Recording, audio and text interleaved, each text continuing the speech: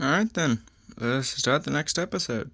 Now, admittedly, this is late for the day, but I was doing other things, mainly eating, because I was hungry. Anyways, so, for the topic of today, let us talk of liberty and security. Now, the most common situation we have in politics is the trade-off of liberties and for security, or vice versa. Supposedly, as the belief goes, if we give up some liberty, we will be safer. And if we give up some safety, we'll be freer. How true is that? Now, I could quote Ben Franklin, but I'll do one better. I'll give my own reasons why I believe this is absolutely wrong. Let's start with an obvious one. Security relies on, stability. In order to be secure in something, your life, your property, your beliefs, there has to not be a threat to it. The security we have proposed when someone says, if you let me pass this, then you'll be more secure, is a lie on its face, because you are not secure after the law is passed. Rather, you become a dependent.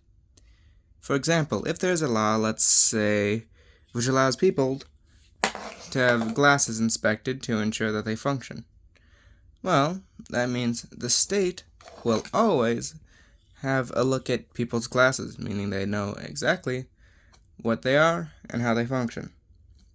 Now, that may not seem like such a big deal for glasses, but let's change this up and say it's your children. They get to inspect your children. Would that be an intrusion in your life? Most certainly, yes. And this is true for a number of things. You can say it for water, for food, for guns, for transport. If the state is able to make a ruling on something and decide who is and is not allowed to have something or how something is made, then they can effectively control that thing. The state thus becomes the manipulator of it. Thus, you are not secure in that thing, but rather dependent of the state for that thing. As another example, if the state is the only one keeping someone from starvation, via modern things like SNAP/food stamps, or through something like the old Roman grain dole, well then, tell me, are you really secure in that? Because if the state decides to cut it, or it is unable to afford it, what happens? You no longer have that food security you were so promised. It's dependence, not security. There's a reason why when someone says someone's financially secure, it means they have enough money on their own to take care of themselves, or they have enough income to do so. It's dependence when someone else is paying for certain items so that you can live a life appropriately. And that is a real notable distinction, because every other time someone is bailing you out, what do they call it? Dependence. Yeah, when it's the state, for some reason that's security. Yeah, totally secure. Seriously, if the state so desired, it could take away every single thing that it gave for security in an effort to take control. People would fight back, of course, but do you count that the people will be able to successfully keep themselves safe and beat the state at the same time when they are dependent on the state from everything from food to water to just driving down the road? No, if the state is who you're relying on for your food, for your water, for your work, if the state goes away, or you start fighting the state, you're out all of those things. You become reliant on the state. And that gives the state incredible power, especially if the government this is under is totalitarian in nature. That is why, for example, the Nazis, when they took power, centralized welfare. They would not allow private insurance, and you could only get insurance through the Nazi state. Because they knew if they wanted to control the German people, they had to control who was providing subsistence and money, and they needed to control what people could do with it. So, all the welfare programs that was run by the old Weimar Republic and Empire was run by the Nazi state with no privates or any other group outside of the state to do it. No charity, no company, none of it. Soviet Union did the same, but though they had more ideological reasons because they were socialists, so they were supposed to be in public, which basically just means the state in function.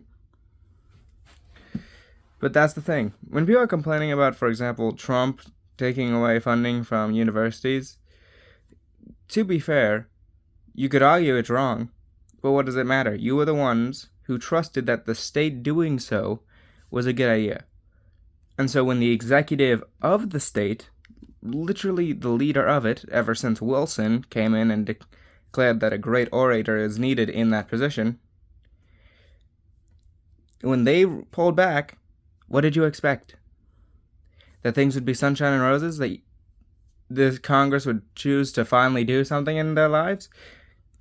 When? The advantage of a single executive is that they can act quick. The disadvantage is that when they want to do something you don't like, they can quickly do it. Which is why, when you say it's security by providing benefits or other such things to people, it's not really security. It is a dependence by definition, which conveniently also gives the state the power to basically manipulate anyone receiving it. Because if they need it, which I would assume they do if they're getting it, then the state saying, we will retract this under these conditions, is going to be a nightmare. So what is true liberty and true security? Liberty is the ability to do what you wish with your own life, so long as it doesn't interfere with the rights of others. People also call these natural rights, those rights which you would have in a vacuum. Security is your ability to have these rights protected. That is it.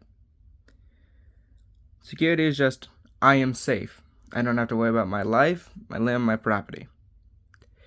Liberty is, I can do these things because I have the right to life, liberty, property. Very simple. Excuse me.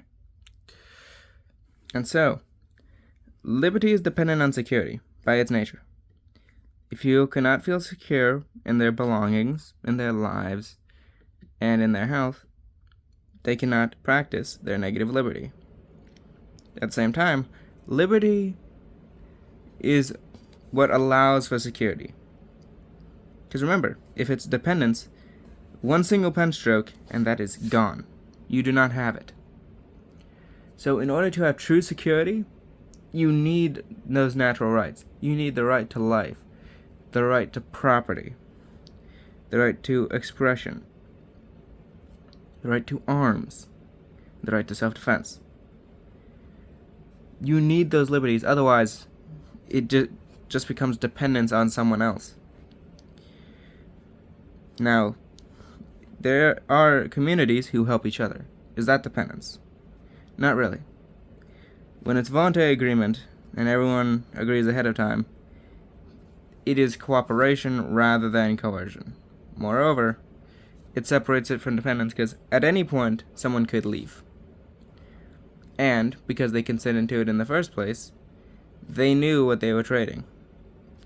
For example, if a community says, hey, we're going to have a militia, which will protect us from robbers and the like, it is always the free will of someone to say, hey guys, I'm going to move out of the community and go somewhere else. They are always welcome to do that.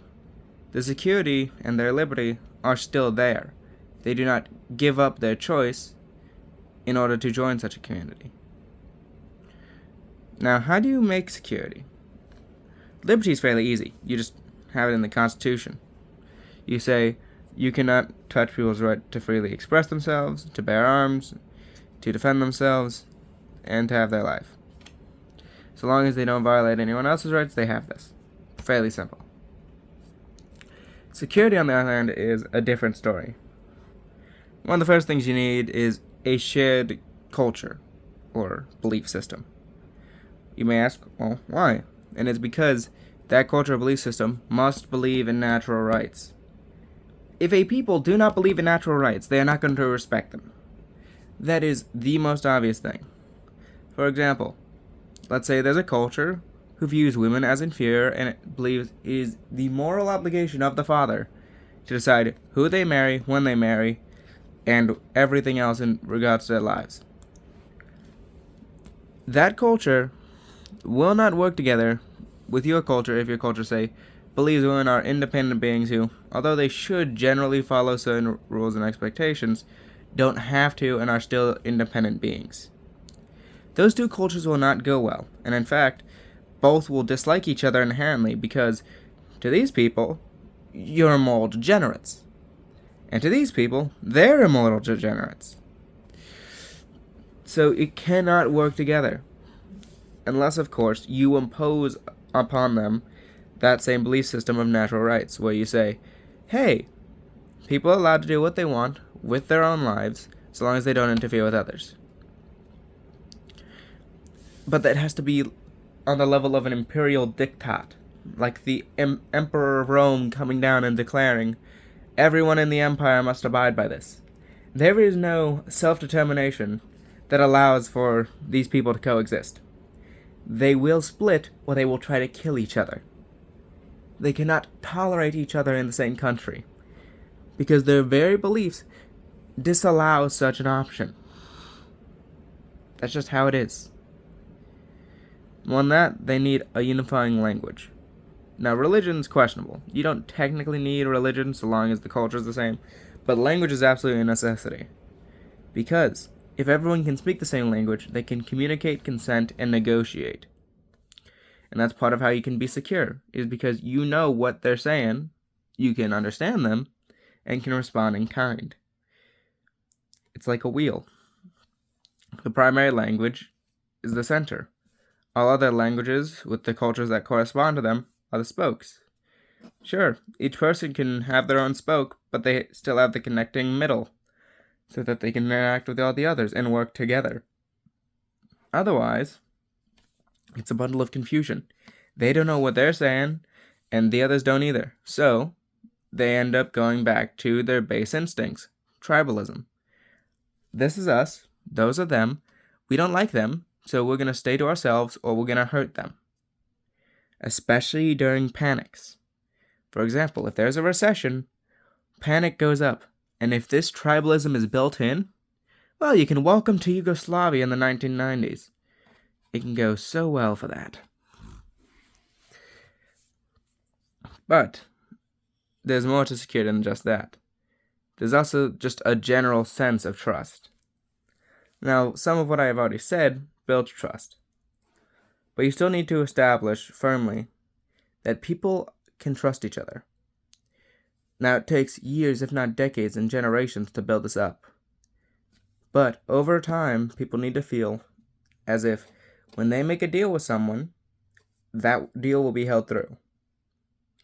This is part culture and part law.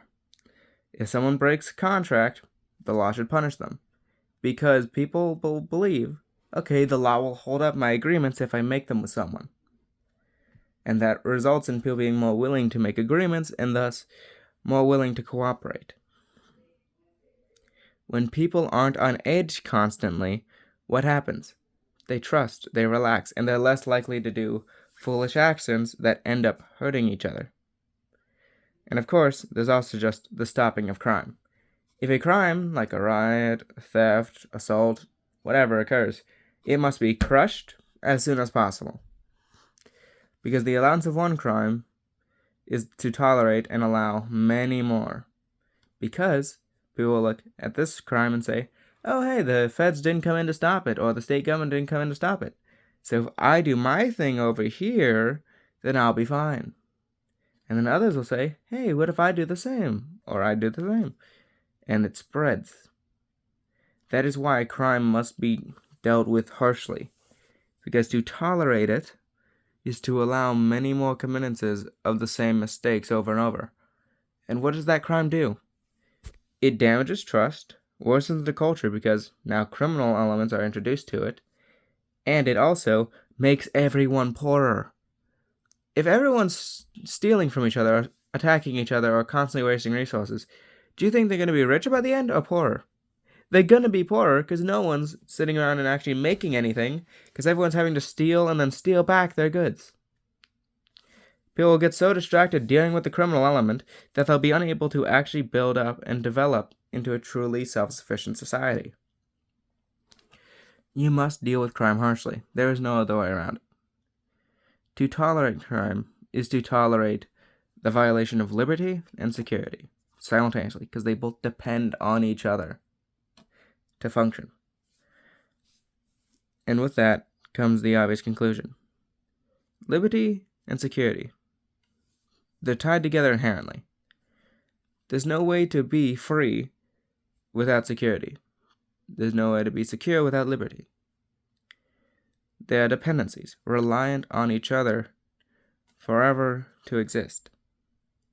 If you were to, say, sacrifice liberty for security, you'd find yourself not just with neither, but actively dependent on those who benefit from your loss of it. And so, we can't allow that. So when a politician says, we must trade a bit of liberty so that people don't die and so that we are more secure, what they're really saying is, give me more power so I can do what I want, regardless of whether or not it helps you. Because you could say that people will die for everything. People will die if they do stupid things. Does that mean we should ban them from doing stupid things? No. Well, not all of them, at least. I feel like you could argue for some things being banned. Yeah, definitely murder should be banned. That's a pretty stupid thing to do. But next time an authoritarian or totalitarian says, trade liberty for security, know this. He's lying.